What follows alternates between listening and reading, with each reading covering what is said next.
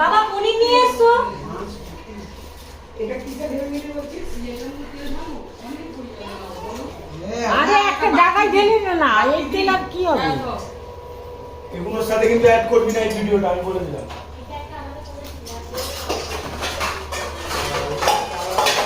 বেড়েছে, মোটা তেল দিয়ে দিয়েছে।